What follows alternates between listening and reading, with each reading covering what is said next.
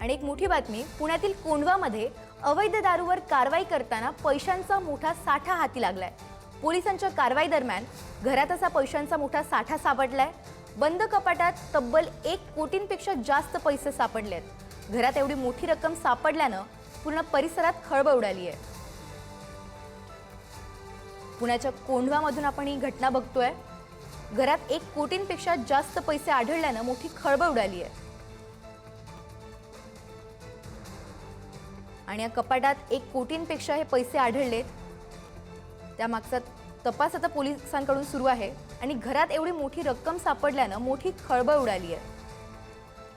पुण्याच्या कोंढवामधील ही घटना आपण बघतोय। बंद कपाटात 1 कोटींपेक्षा जास्त पैसे सापडले आहेत आणि पोलीस कारवाई करायला गेले होते आणि त्यावेळीच घरात हा पैशांचा मोठा साठा सापडलाय। अवैध दारूवर कारवाई करताना पैशांचा हा मोठा साठा पोलिसांच्या हाती लागलाय। पुण्याच्या कोंढवामधून आपण ही घटना बघतोय।